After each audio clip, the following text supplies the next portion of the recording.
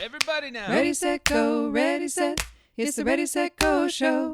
Ready, set, go, ready, set, go. It's the Ready, Set, Go show. What? Stop? No, go. And now it's time for the Ready, Set, Go show with Miss Katie. I'm making sunshine for the journey.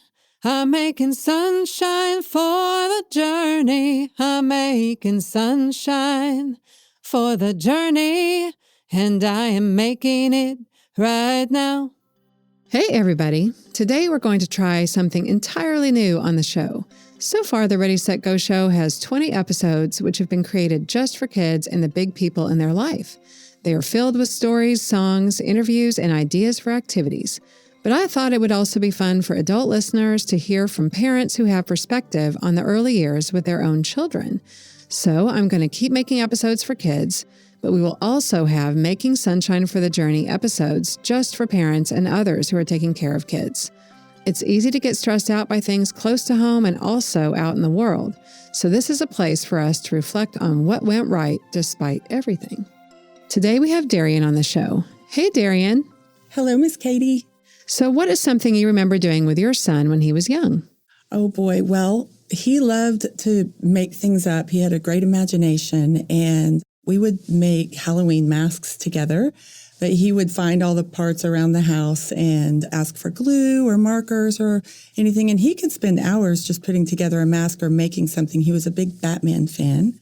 And so it was usually the villain characters that he would focus in on and make great masks.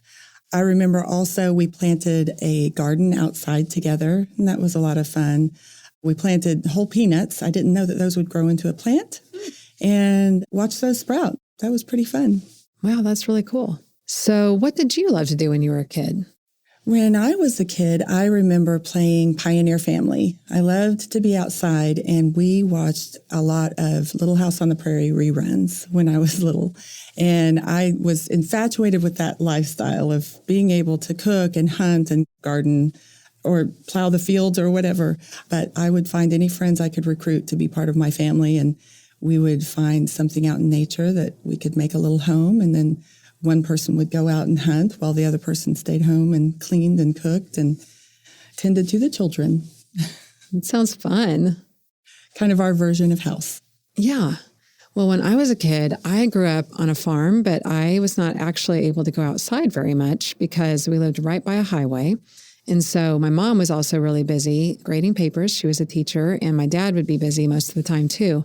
So what I did was have a table set right up in the kitchen, and there was always a ream of paper that I would use to make artwork. And so I had just a box of crayons and a box of some markers. I had some colored pencils, and I would just do artwork every night. So that was a lot of fun for me. I love that. Is there anything your son loved to do with his grandparents? Yes. As a matter of fact, my mom is an artist, and she paints. My son has watched her paint since he was little. She would teach him, and she'd give him a paintbrush and an art palette. He'd paint on his own canvas, and they have had a lot of fun time painting together or doing artwork together, and he still does it to this day. It's great. So was she ever worried about the mess that would be created by some of the supplies? No, I don't think so. I think she had it pretty well under control. My son doesn't like mess either, so he doesn't like things on his fingers, so he may have been an easier one to do that with, but no, she wasn't concerned about that. She took care of all that. How about you? What did your kids like to do with their grandparents? I'll tell you what they like to do with my mom, because we didn't get to go visit her very often. She lived farther away, but she was really into reading. She'd been an English teacher. And so she would go to the library before we'd come, and she'd get some ideas from the children's librarian and have the person help her get a big stack of books so that when we would come, she'd have a really big stack of picture books, and then she'd be able to have them in her lap and read the stories over the days. And it was just nice to have all those new stories and new illustrations to look at.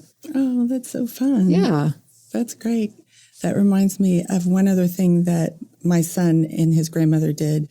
He loved to go to the Cowboy Museum, and they have an old Western town that's set up like a real Western town, and he would spend hours there. He got a little cowboy hat, cowboy boots, and she was so patient with him. She'd take him up there, and they would play jailer, and he'd put her in jail. and then turn his back, and she would escape, and he'd chase her down and bring her back to jail. And then they'd swap roles. And that was cute. just so great for imagination and role playing. And I remember they would spend a couple of hours up there just lost in imagination. Mm-hmm. That was a lot of fun. So I just wanted to throw that in there. Yeah, that's a really good one. We went there a few times too when my kids were young. And so that's in Oklahoma City. So anybody listening who isn't here, maybe that's a place to go and check out if you come visit. Right. Well, they also played Jailer at home. So Jail was on the sofa. And my mom would have to stay on the sofa, and he'd guard it, and then she'd get up and wander off, and he'd lasso her back and bring her back. So you can always play Jailer. Yeah, that's a good point. They actually have a real, legit jail at the Western Heritage Museum. Yes. Yeah, it's pretty awesome. Yes. But the couch works too. Yeah. Do you have any advice for how to take care of yourself when you're working full time with young kids? Well, I would say make sure to set some time aside for yourself, even if you have to wake up 15 minutes early, which none of us want to do, or after they've gone to bed. Those were kind of my sacred times to set aside for my own prayer and meditation, setting soft lighting, having a journal to write down my thoughts, writing down the things that we did every day with my son. That was a big part of my life, and I liked to write that down. And it's also important not to forget to ask for help. If you need help, don't hesitate to reach out to someone, because we're surrounded by people who want to help us. And if we feel ourselves getting burned out, it's a real good sign that we might need a little bit of help sometimes, and just take a little extra time for ourselves. Mm-hmm. I agree. And I think once you realize over the years, if you've got some really good people in your life, that you've created a wonderful village for your child. Absolutely. And they have other people that they trust, and everybody has something special to give. Yes. And those relationships really grow and become something incredible over time. Yes. So one of I my agree. friends told me it's a gift that your mom gets to spend time with him, because I felt real guilty. I felt like I had to do it all and I shouldn't lean on her. And my friend said, they're building a friendship, and they really do have a good, solid relationship. They're best friends. And that was forged from her helping me out so much. So there's nothing wrong with that. No, that's actually just strength in numbers, in my opinion. That's great. Yes. So how do you take time for yourself, Miss Katie? Well, I was thinking about that. And one thing that has been really important to me over time, that doesn't take a lot of time, but it's just a thing I do and have done since I was in my late 20s, and I feel has made a huge difference, is just working with a grateful book. And so every night before I go to bed, I will write down 5 things from my day that have been positive in some way or that I feel grateful for.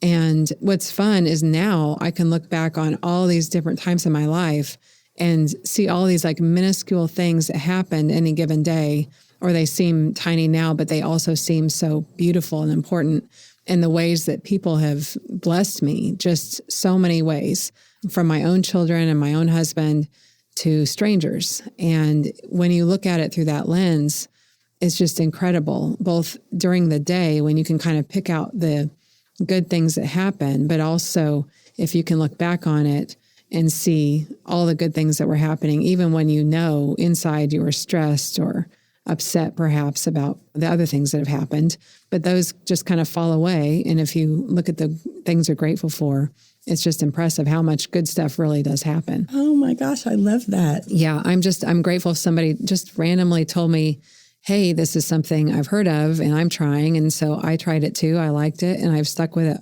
almost all the time. There have been a few times when I took off some months or maybe a year or two, but for the most part, I feel like it's really made a big difference in my outlook and has made me a better parent. It does. It does. Well, you're always so positive and grateful. You really do exude gratitude. And I love that. Thank you. I do gratitude journals. I write things I'm grateful for, but I like the spin that you put on it about your interactions with others. Mm-hmm. Mine are usually focused on, I'm grateful for my health. Of course, all of these things, my family's health. But you said in particular, your interactions with others, your family, even strangers. And I think that's an important thing to focus on. Mm-hmm. And you're always so kind to others. And when you get that back and write it down, you just attract more of that to yourself. Mm-hmm. So thank you for that. I'm going to use that. Oh, well, that's kind. I love it. Thank you. Really good. I've heard that people tend to focus on the negative naturally because we think it helps us stay safe. Yes. And it does. Yes. Mm-hmm. There are times where, we need that stress to help us kick into gear and to keep us safe, keep our kids safe. But in reality, if we can try to focus on the things we're grateful for and create that kind of goodness, then we do, I think, attract goodness to us as well as be able to give more. We just keep growing that capacity when we have the eyes to see the good that's happening. So we have to be intentional about it. Yeah, I think when we are intentional, it just kind of helps grow it even more. I love that. Yeah. That's why we have to work so hard on gratitude then. Well, and I think that that's a nice thing. It's like, it doesn't take any time. It's been a lot of time over the years, but in any given night, it literally takes a minute. Right. So I think that's the fun thing. For busy parents, we can fit in a minute if we just do it right before bed. And then the thing is, like, you go to bed happy. And so you probably get a better night's sleep. Yes. Which is also helpful. That is very helpful. Yes. Yeah. Awesome. I haven't always had my kids do this, but sometimes they've done gratitude journals too, or just sometimes we'll talk about, like, what are you grateful for today? Right before bed, or when they were little, especially, we did that. And I think that's helped them too, to kind of reorient toward the good. Wonderful. I love it. Well, do you have any other ideas for our listeners? There are two things in particular that I know made a change in parenting. And I didn't come up with them on my own. I was told this. But one of the most powerful things was every child loves and needs to hear that they're loved and they're safe. So I started early on telling my son, you're safe and you're loved. You're safe and you're loved. Especially when they're distraught or crying or acting out or anything like that. Sometimes a little reminder, hey, you're safe and you're loved. That would calm him down almost immediately. And for several years, he would be doing something, a project, maybe in the next room, and he'd just say to me, hey, Mom, am I safe? And I'd say, yes, you're safe. And that just gave him a sense of calm in what he was doing. And that helped me realize how important it was that he heard that. So you're safe and you're loved. Secondly, I taught him sign language from early on. Someone gave me a book when he was an infant, and I started reading it, and I taught him little words, one word a day, thirsty, milk, hungry, things that they could utilize to communicate what their needs are. And eventually it grew into more words. By the time he was ready to start talking, he knew about 50 to 55 words like play, friend, help. He used help a lot with me. The way I learned that sign language was helpful was one day I was putting him in the car in his car seat, and he signed to me that he was hungry. And a light bulb went off for me that, oh, wow, I can give him a snack. We can take care of that and nip it in the bud. If he wasn't able to communicate that to me, I would have put him in the car and rushed off to wherever we're going, and I would have had a cranky toddler. So being able to give him that food made the trip so much smoother and just wonderful. And I thought, this is wonderful. He doesn't talk. You wonder if they know what you're saying, but they do, and they're listening. The day that I taught him the word help, he kind of looked at me and then looked off into space, but he was processing everything. I couldn't tell. But later that day, he got stuck in his toy bin and was crying out for me, Mawa, Mawa. And I was in the kitchen. I came into the room, and he was in his little bin full of toys and couldn't get out and signing to me, help, help. So I lifted him out and got him out. And that to me was so miraculous. That's incredible. That he learned it in that 2 minutes that I showed him that morning. So I really encourage that. It's just so helpful. That is really cool that you were able to communicate so well with him before he even had words. And somebody told me that. I love sharing parenting tips and things because I needed all of those. I would have never made it if people hadn't been helping me. Yeah. And I think that's what I'm trying to do with this segment of the show, because I feel like we all have all these great ideas. And, you know, I think when our kids get older, we don't necessarily have the opportunity to share what we know about the young ones. And I think it's important for younger parents with young kids to know that it's going to be okay. And sometimes these little things that don't seem like a big deal really are a big deal in a great way. And so I'm just trying to give a little shout out to the awesome parents I know, and I can't wait and to to the hear your young other parents who are out there listening, who just can take a deep breath and know that I'm sure they're doing an awesome job, and it's going to be okay. Absolutely. I love it. Well, thank you so much for joining us today, Darian. My pleasure. It's been fun. And thank you, everybody who's listening. I hope you have a wonderful day.